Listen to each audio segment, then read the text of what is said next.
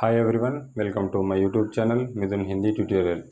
Friends, ఈరోజు మీకు ఒక ఇంపార్టెంట్ క్లాస్ నేర్పించబోతున్నాను. అది ఏంటి అంటే చార్ అక్షర్ వాలే శబ్ద్, అంటే 4 అక్షరాల శబ్దాలు.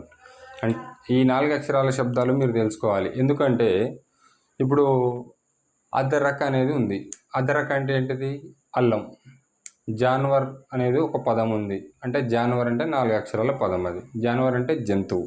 అంటే ఇలాంటి 4 అక్షరాల పదాలకి మీకు అర్థాలు తెలిస్తే మీరు డైలీ లైఫ్లో ఏదైనా మాట్లాడాలన్నా ఎదుటి వ్యక్తితో మాట్లాడతారు. ఇంకొకటి ఏదైనా షాప్కు పోయినా కానీ ఏదైనా ఐటెం, ఇప్పుడు అద్రక్ ఉంది, అల్లం తీసుకోవాలి. ఇప్పుడు అద్రక్ని అల్లం అని తెలవనప్పుడు మీరు మాట్లాడలేరు కదా, అంటే ఎదుటి వ్యక్తిని అడగలేరు అల్లం కావాలని. అంటే ఈ టైప్స్లో మీకు రోజువారీగా ఏవైతే ఉపయోగపడతాయో అలాంటి పదాలని ఈరోజు మీకు నేర్పించబోతున్నాను. ఓకే, ఫస్ట్ ఇప్పుడు మీకు ఇక్కడ బోర్డు మీద కనపడుతున్నాయి కదా, ఈ 4 అక్షరాల పదాలని ఎలా పలకాలి. గత వీడియోలో మీకు 2 అక్షరాల పదాలని 3 అక్షరాల పదాలని ఎలా పలుకుతామో వాటి అర్థాలు నేర్పాను కదా, వాటి కొంచెం డిఫరెంట్ ఉంటుంది ఈ క్లాస్ ఈరోజు. ఓకే, ఈ క్లాసు మనకి ప్లేలిస్ట్లో బేసిక్ లెవెల్ కోర్సులో అప్లోడ్ చేస్తాను. మళ్ళీ ఎప్పుడైనా చూసుకోవాలన్నా కానీ ప్లేలిస్ట్లో ఈ వీడియో అవైలబుల్ ఉంటుంది. Okay, right. ఇప్పుడు నేను ఈ 4 అక్షరాల పదాలు మీకు నేర్పిన తర్వాత కొన్ని 4 అక్షరాల పదాలకి అర్థాలు కూడా మీకు నేర్పిస్తాను. ఓకే, ఇప్పుడు క్లాసులోకి వెళ్ళిపోదాం.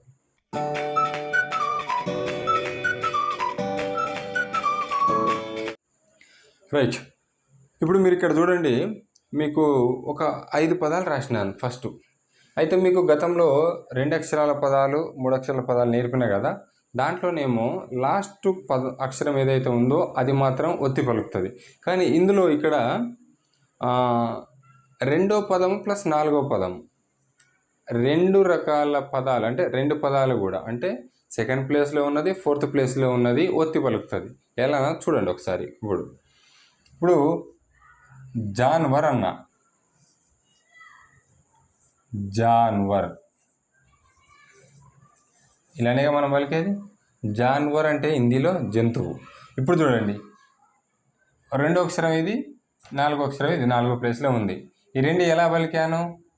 జాన్ అంటే హాఫ్ లెటర్ పలికాను. వీటికి ఒత్తులు వస్తున్నాయి, అంటే హిందీలో ఒత్తులు ఏమంటారు? మాత్రలు అంటారు. ఇప్పుడు ఇది చూడండి, అద్రక్, అద్రక్ సెకండ్ ప్లేస్లో ఉంది, 4th ప్లేస్లో ఉంది. చూడండి, వచ్చినాయా లేవా? నెక్స్ట్ ఇక్కడ చూడండి, బచ్పన్, బచ్పన్ ఇక్కడ కూడా చూడండి, సెకండ్ ప్లేస్ 4th ప్లేస్లో ఉన్నాయి. ఒత్తి పలుకుతున్నాం లేదా? బచ్పన్. నెక్స్ట్ ఇది చూడండి, అజ్గర్, అజ్గర్ సెకండ్ ప్లేస్ 4th ప్లేస్ వచ్చిందా? నెక్స్ట్ ఇక్కడ చూడండి, హడ్తాల్,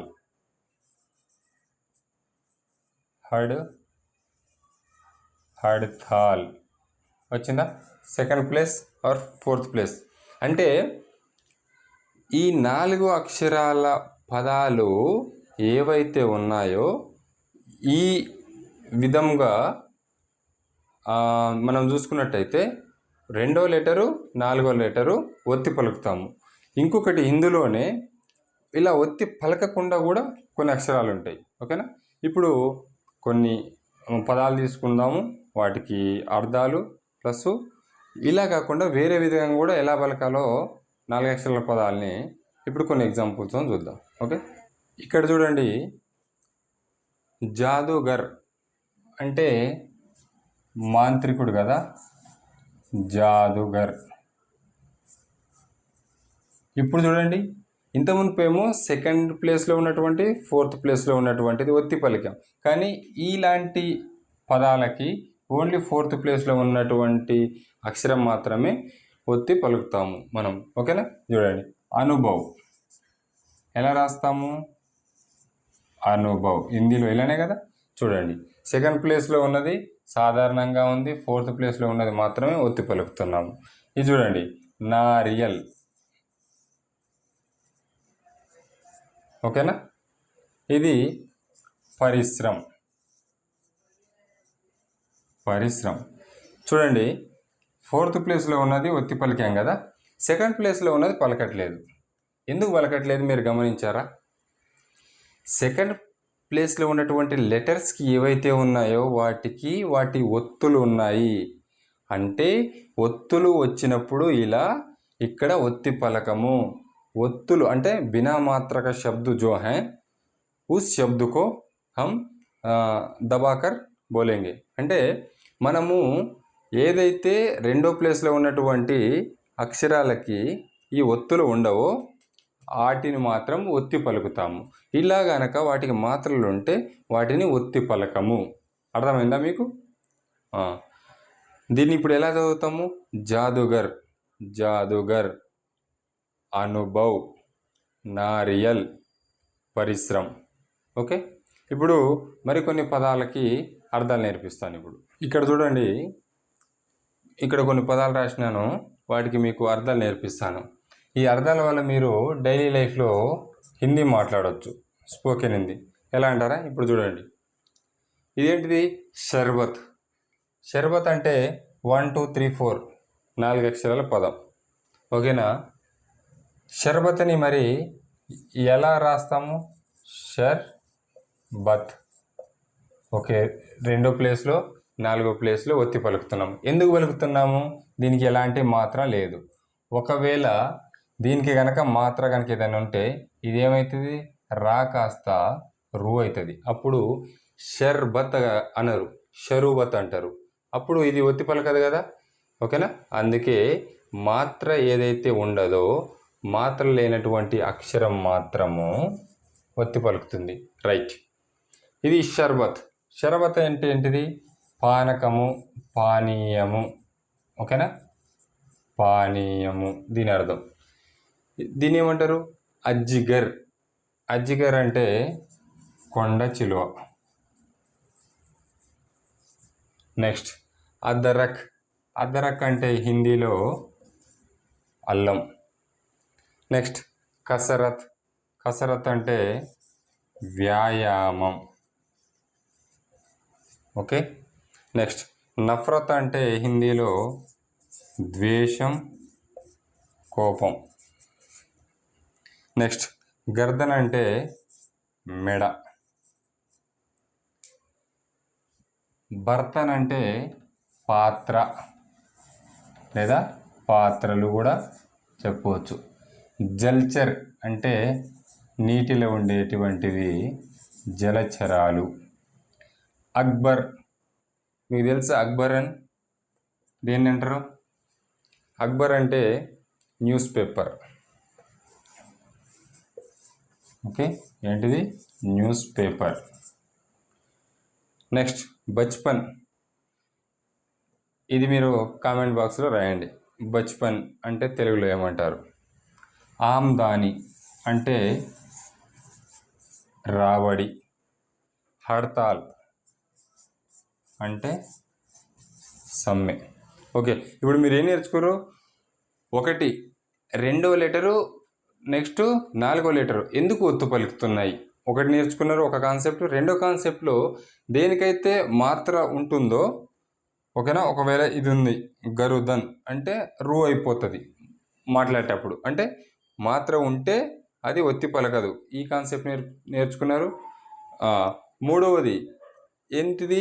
ఈ పదాలకి మొత్తము అర్థాలు నేర్చుకున్నారు. ఓకే, ఇట్లా అర్థాలు నేర్చుకోవడం ద్వారా ఫస్ట్ ఏ లాంగ్వేజ్లోనైనా కానీ గుర్తుంచుకోండి ఒక్కటి, మనం మాట్లాడాలంటే మనం మాట్లాడే పదానికి ముందు అర్థం తెలవాలి. అర్థం తెలవాలంటే ఒక లైన్ మొత్తం అర్థం తెలవాలంటే చిన్న చిన్న పదాలని విడగొట్టి ఫస్ట్ వాటిని నేర్చుకోవాలి. వాటిని నేర్చుకోవాలంటే ప్రతి ఒక్క పదానికి ఇక్కడ అర్థం తెలవాలి. అందుకే నేను బేసిక్ లెవెల్ కోర్సులో ఫస్ట్ 2 అక్షరాల పదాలు ఎలా పలుకుతారో వాటి అర్థాలు, నెక్స్ట్ తర్వాత క్లాస్లో 3 అక్షరాల పదాలు ఎలా పలుకుతాము వాటి అర్థాలు, ఇప్పుడు 4 అక్షరాల పదాలు నేర్పుతున్నాను, వాటికి అర్థాలు కూడా నేర్పుతున్నాను. అంటే ఇట్లా మీరు step by step, class by class ఇట్లా వినటం వల్ల, ప్రాక్టీస్ చేయటం వల్ల మీకు హిందీ వచ్చేస్తుంది. ఇంకొకటి ఏంటంటే మన ఛానల్లో all types of classes already upload చేయడం జరిగింది. ఓకేనా? ఇది బేసిక్ లెవెల్ వాళ్ళకి మాత్రమే ఇది.